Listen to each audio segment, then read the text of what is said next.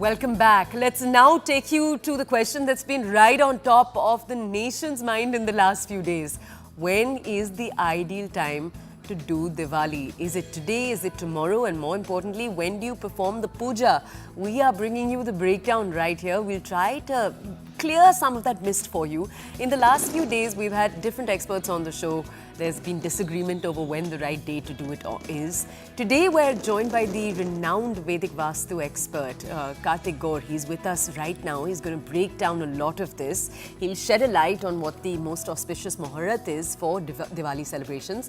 Let's just bring him on and let's go ahead and ask him some questions. Kaartik, thank you for joining us early in the morning on Diwali. Happy Diwali, if I may extend our wishes to you. If you could tell us first, what are the key differences between celebrating Diwali today and celebrating it tomorrow? I've seen many communities start off their celebrations today itself. Tell us first. Namaste and happy Diwali in advance to your viewers.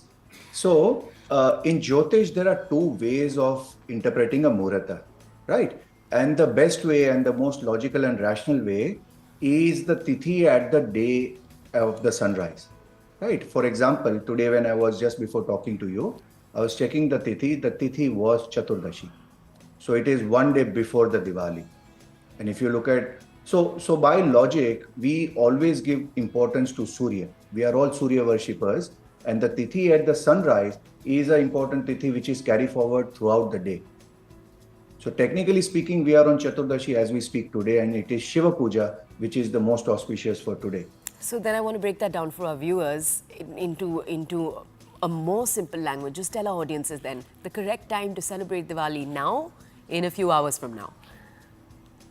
So I would say since the Tithi tomorrow is Amavasya at the sunrise, tomorrow ideally, which is the first. So confusion has been whether it is 31st right. So I would rather prefer, or I would rather say that, hey, I am going to celebrate, or I am going to rather do my Diwali Pujan tomorrow and not today. We always love asking people who come on our show who are experts, when are they going to celebrate it? How are they celebrating it with their family? Because that's often the answer that we're looking for. Can you just tell us a little bit now about the Muhurat itself? So the exact time in which people should be conducting their Diwali Puja. It's a process, people often engage with their family pundits to ask them what the right time is. What's your research suggesting here? So we have to understand that Diwali has a lot of importance associated with a particular sign called Libra, Tula. Now that Tula sign or Libra is the natural 7th house, and the 7th house is the business house. 7th house is the house of relationship. 7th house is the house of partnership. And that Amavasya happening in that sign Tula, which is Mahalakshmi, is the most important, and that's the logical and rational way of understanding the Muhurat itself. So the first part is, you can pick up a Muhurta which is the 7th from your Janma Lagna. For example, if I am Aries ascendant, I can pick up a Muhurta which is Libra ascendant. Or if somebody is a Taurus ascendant, they can pick up a Muhurta which is Scorpio ascendant. Now, this is something which is very personalized. Let's say somebody would say that, hey, Kartik, I'm a very layman, I can't understand that. Give me simple times. So I would give you two times for tomorrow. One, which is 5:30 a.m. India time, and the other is 5:30 p.m. India time. Both are fantastic and going by the rules of Jyotish. At the same time, it will work because both of them have Tula, which is very, very important sign, which is going to be very auspicious for you while doing your puja. Kartik, tell us, we've talked a little bit about what Diwali symbolizes. And any Indian is used to the, the familiar slogans we say, it's the victory of light over darkness. That's something we say all the time.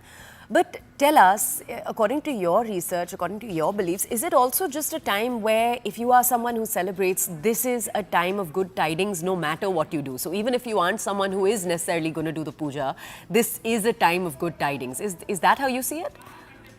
100%. The whole logic to Amavasya, see, we have to understand Diwali is celebrated on Amavasya. It is the darkest day, right? Everybody knows that. Now, what is the advantage of darkness? That whatever you start on that time is only going to give you light. You can't go even below that. That's why we say a malefic Atma Karaka in a horoscope is superb, because you are in complete darkness and you are running towards knowledge. So the advantage of Diwali, or starting things on Diwali, is that, hey, this is the darkest period, and anything that you start on this day is only going to go towards the light. So that's the logic part of it.